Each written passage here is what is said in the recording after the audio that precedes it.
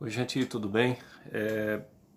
Nós seguimos com a lição 28, Tentação e Libertação, página 141, e ela faz parte então aí da sexta e da sétima petição e entra na conclusão então do Pai Nosso. E o texto aqui ele começa com uma pergunta: o que mais existe no mundo, coisas boas ou coisas ruins, né? Então é difícil das vezes a gente responder essa pergunta, mas quando a gente olha ao nosso redor nós vamos ver que existem realmente muitas coisas ruins que são consequências do pecado, como por exemplo doenças, desentendimentos, misérias, crises, sofrimentos dos mais diversos, e tudo isso acontece por causa do pecado, né? Aí entra a tentação, tá? A tentação. É, a sexta petição, então, ela fala: e não nos deixes cair em tentação. Tá? Então, Deus, na verdade, ninguém tenta, mas suplicamos nessa petição que Ele nos guarde, né? Então, de todas as tentações e nos livre. Tá? Das tentações de quem? Do diabo, do mundo e da nossa carne. Tá bom? Então, tá lá a sexta petição, vocês a estudem. Tá? É importante sabê-la. Tá? O que é uma tentação? Então, essa é a primeira pergunta ali no final da página 141, da primeira coluna.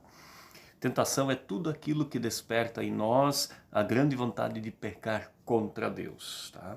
E aí ele pede para a gente se lembrar da história da tentação de Adão e Eva, lá do Gênesis 3, né? Que essa é a grande história da tentação dentro da Bíblia, né? E nós vemos isso acontecendo justamente com Adão e Eva. Né?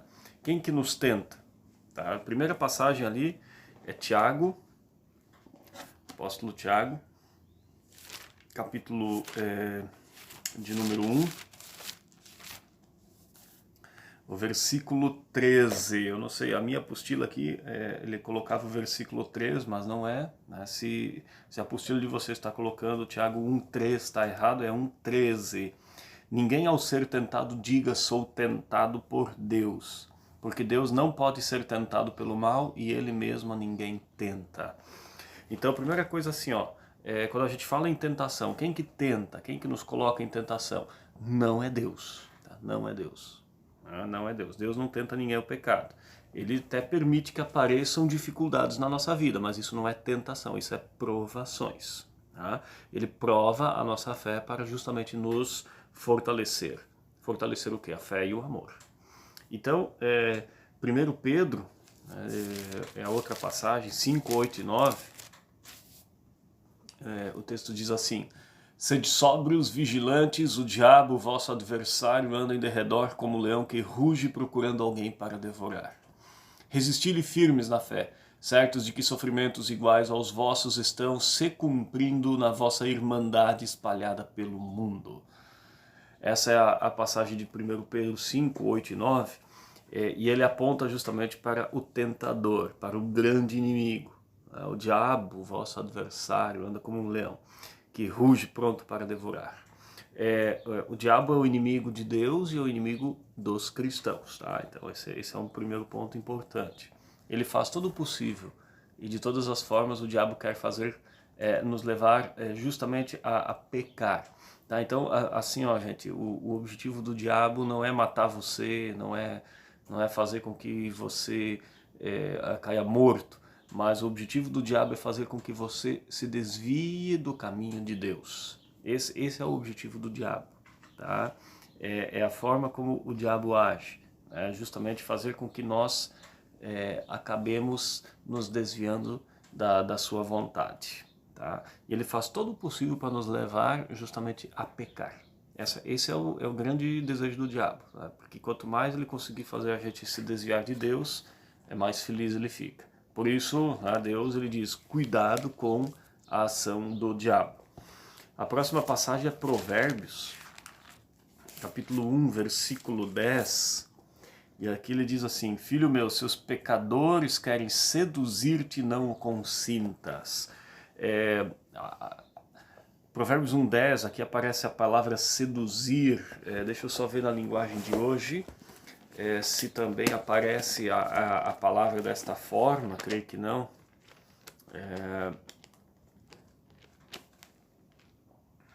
Provérbios 1:10.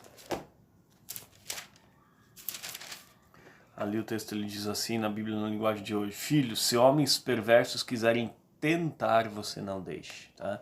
Então, aí às vezes aparece aqui na apostila, aparece a palavra seduzir, né? Ou seria tentar.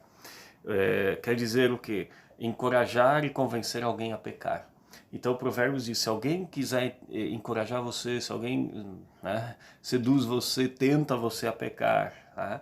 É justamente a forma como o diabo age, e pessoas que não estão com Deus e que não têm o amor de Deus também agem desta forma, tentam levar você ao pecado. Então quais são os nossos grandes inimigos? O diabo, lembro disso, eu já falei isso outras vezes para você. O diabo, o mundo e a nossa natureza humana, a nossa carne. Esses são os grandes inimigos. E aí vocês vão, olhando na apostila, na página 141, na segunda coluna, leia a história de quando José foi tentado em Gênesis 39, 1 a 23. E aí vocês vão responder, tá? Essa segunda coluna vocês vão responder. Descreva como ele venceu a tentação, pelo menos duas razões, tá? Isso já é dever, tá? Que vocês vão responder. Aí lá na página 142, vocês vão seguir. Você escreveu sobre José. Agora imagine você sendo tentado nas condições de José. O que você faria para sair dessa situação? Bem em cima da página 142, tá? Então respondo essas duas perguntas, tá? Falando justamente sobre a história de José. Vocês vão ter que ler Gênesis 39, tá? Vocês vão ter que ler esse capítulo para vocês conseguirem compreender e poderem responder os exercícios. Seguindo ali, o que nós pedimos a Deus na sexta petição? Segundo Tessalonicenses, é a primeira passagem ali, capítulo 3, versículo 13, ele diz assim: todavia o Senhor é fiel e vos confirmará e guardará do maligno. Tá? Confirmará ali não tem nada a ver com confirmação, tá? O Senhor vos guardará do maligno. Ou seja, Deus ele é fiel e Deus promete cuidar de nós e nos amparar. Ele promete nos guardar em todas as tentações. Por isso nós oramos no Pai Nosso: e não nos deixes cair em tentação. Então nós precisamos sim da proteção, da ajuda de Deus na nossa vida. E a próxima passagem é 1 Coríntios, capítulo 10, versículo 13. Ali o texto ele diz assim: não vos sobreveio tentação que não fosse humana. Deus é fiel e não permitirá que sejais tentados além das vossas forças. Pelo contrário, juntamente com a tentação, vos proverá livramento, de sorte que a possais suportar. Então vejam, Deus não quer que a gente caia em tentação, mas que a gente lute contra as tentações. E Ele dá forças para resistirmos a essas tentações. De onde é que vem essa força? Tá? Isso não cai do céu, mas essa força vem da palavra de Deus, vem da oração. Então palavra e oração são dois pontos muito importantes na nossa luta contra as tentações. Seguindo aqui, você já leu a história do José e já descreveu como você faria. Agora escreva qual é o sentimento que domina o seu coração quando você cai em tentação. Então vocês vão escrever aqui, ainda na página 142, na primeira coluna aqui, vocês vão descrever isso. E qual é o sentimento que domina o coração quando você resiste a uma tentação? E como vimos, os dois sentimentos descritos acima trazem sensações e consequências. Qual dos sentimentos deixa você melhor? Por quê? Você se sente melhor quando você vence uma tentação, quando você consegue resistir a uma tentação, ou quando você cai em tentação? Então são essas três perguntas que vocês vão responder aqui, e aí também me mandem durante a semana, até sábado. Então a sexta petição nós pedimos que Deus nos guarde das tentações, que Deus nos dê forças para resistirmos às tentações e nos ajude a vencê-las, tá bom? Como é que a gente vence a tentação? Antes eu já falei, palavra e oração, certo? E ali Mateus 26, versículo 41, ali a gente encontra então as seguintes palavras: vigiai e orai, para que não entreis em tentação. O espírito na verdade está pronto, mas a carne é fraca. Vigiar, o que é vigiar? Né? Vigiar seria você estar atento, não é ficar espionando, não é ficar futricando, mas é você estar atento. Esse vigiar está relacionado com a palavra e oração. Tá? Esses são os dois meios para vencermos as tentações, né? Então, vigiando e orando, evitando más companhias, diversões mundanas, lugares perigosos, usando, sim, a palavra de Deus. A sétima petição, livra-nos do mal. Então, aqui ela está bem relacionada justamente com a ação do diabo, né? Mal ali pode ser maligno, a ação do maligno, a ação do diabo. E nós temos então justamente Deus nos orientando quanto a isso. Né? A petição ali, nós somos chamados a continuarmos firmes, não vacilarmos, sabendo que a nossa vida aqui nesse mundo é passageira. Então, de novo, a gente volta a Adão e Eva, o mal entrou no mundo por causa da queda em pecado, né? E agora existem males de todos os tipos, desde doenças, dores, fome, sede, cegueira, né? Pandemias e vírus e coisas do tipo, né? Que atingem então o nosso corpo. Tem aqueles males que atingem os nossos bens, como um roubo, uma enchente, um fogo, coisa do tipo. Existem aqueles males que atingem a nossa alma, o desespero, a falsa crença, o medo, a nossa honra, mentiras, calúnias, traições. Por isso Jesus ele nos ensina então a orar justamente o que? Livra-nos do mal. Então, cristão sofre, tá? Eu acho que isso é um ponto bem importante, né? Não quer dizer que se você é cristão você não vai ter problemas, você não vai sofrer. Então, vamos ter sofrimentos.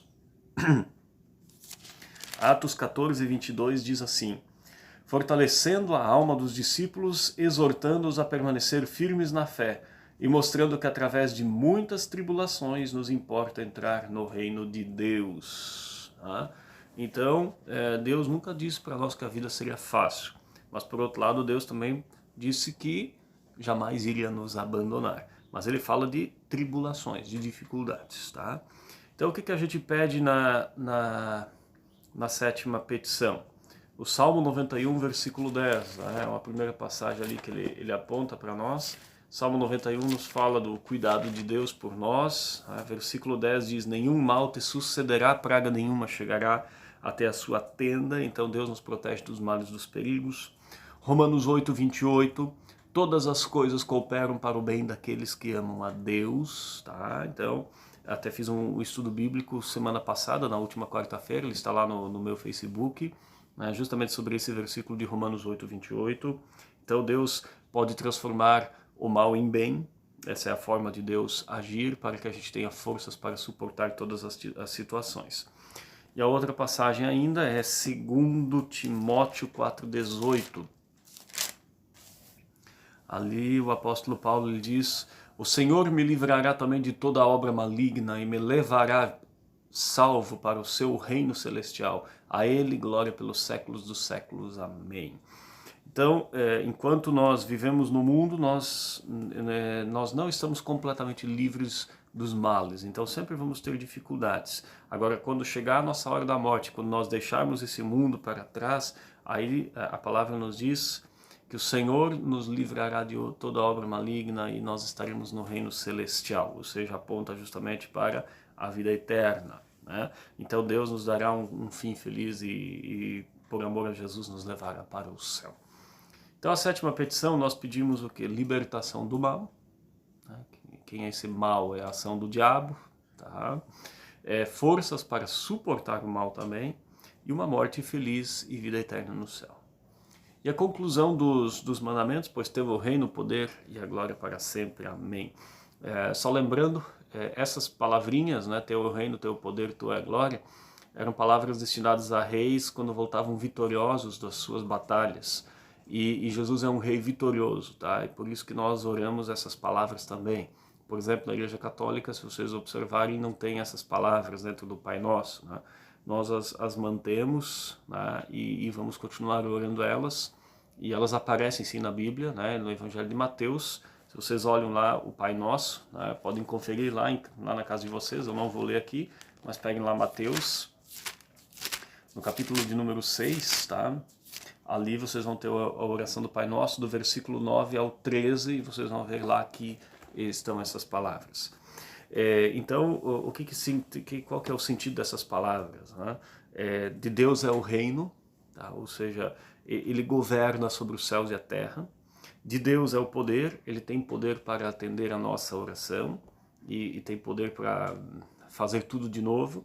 E de Deus é a glória, por quê? Porque ele deve ser louvado por nós. Nada merecemos, mas nós recebemos tudo dele por amor e por compaixão. E o que significa amém? Está ali na apostila, vocês podem ver lá no final da página 143. Amém, sim, assim seja. Então esse é o significado da palavra amém. Gente, exercícios então, vocês têm ali vários exercícios, são 10 exercícios para vocês preencherem. Página 143 já, não? 144 e 145, são os exercícios então da lição de número 28. E também vocês vão fazer o resumo de Atos 15, tá? Resumo de Atos capítulo 15 e os exercícios da lição, da lição 28 na página 143 a 145. E estudem, decorem sexta e sétima petição também, depois eu vou cobrar elas quando for possível. Conclusão dos mandamentos também, né? Tá, gente? É isso. Deus abençoe vocês. Qualquer dúvida, entre em contato. Tchau, tchau.